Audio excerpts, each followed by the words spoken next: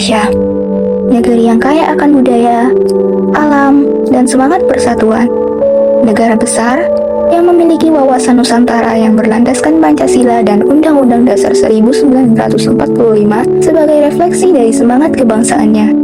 Sebagai warga negara Indonesia, kita tidak hanya bertanggung jawab untuk menjaga keanekaragaman ini, tetapi juga memastikan setiap aspek kehidupan kita mencerminkan nilai-nilai Pancasila. Lalu, bagaimana cara kita menerapkannya dalam kehidupan sehari-hari? Sejak dini, pendidikan kewarganegaraan mengajarkan kita tentang hak dan kewajiban sebagai warga negara. Salah satunya, memahami bahwa jalan raya adalah ruang publik yang harus dijaga bersama dengan menghormati sesama pengguna jalan. Wawasan Nusantara adalah cara pandang kita sebagai bangsa yang utuh, memprioritaskan persatuan, kedaulatan, dan tanggung jawab sebagai warga negara. Salah satu bentuk nyata sikap ini adalah kepatuhan terhadap hukum. Dalam kehidupan sehari-hari, wawasan Nusantara dapat diwujudkan melalui sikap kita dalam mematuhi hukum, yang salah satunya adalah dengan mematuhi aturan di lalu lintas. Dengan mematuhi aturan lalu lintas, kita menunjukkan sikap disiplin dan tanggung jawab sebagai warga negara.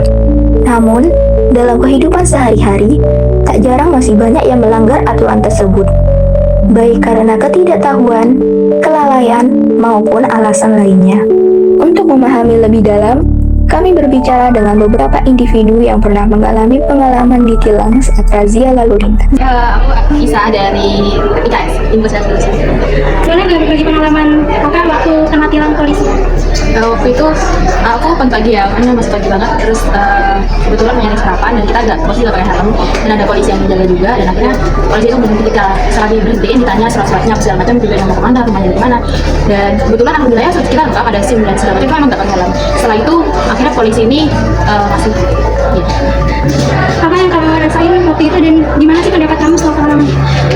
Deg-degan ya, itu baru mau tidur kan pas pagi banget ya deg-degan sih, takut apa disuruh bayar apa gimana, ternyata enggak sih, ternyata ya jadi pengalaman aja. Kalau misalkan nanti next time harus pakai helm kan.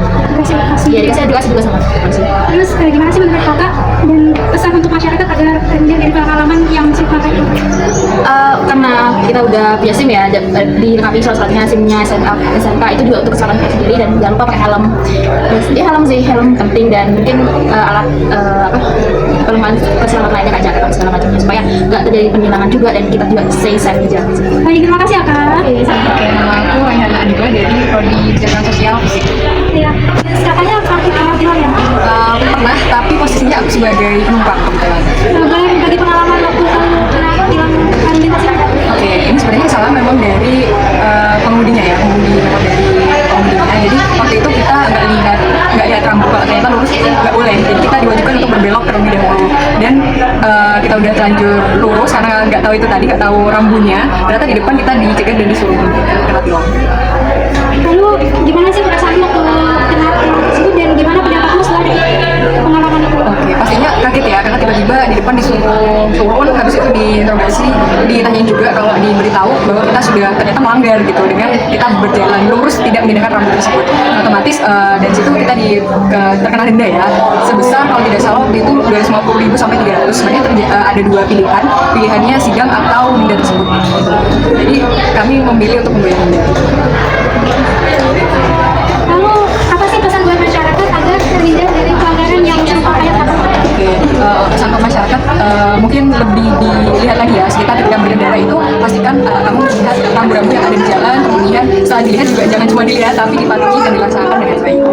Terima kasih sudah meluangkan waktunya. Terima kasih. Dari pengalaman teman-teman kita tadi, kita dapat melihat berbagai alasan di balik pelanggaran aturan lalu lintas. Lalu, bagaimana pandangan dari pihak yang berwenang? Lalu lintas sebagai urat nadi kehidupan, sebagai refleksi budaya bangsa, dan sebagai cermin tingkat modernitas. Polisi lalu lintas di dalam menangani lalu lintas ini berupaya untuk mengimplementasikan amanat undang-undang lalu lintas itu sendiri, yaitu agar terwujudnya lalu lintas yang aman, selamat, tertib, dan lancar, karena ini merupakan suatu urat nadi kehidupan, dan juga membangun budaya tertib. Jadi, tertib berlalu lintas bukan sekedar soal aturan. Tata tertib lalu lintas adalah jaminan disiplin dan tanggung jawab warga negara dalam kehidupan berbangsa dan bernegara.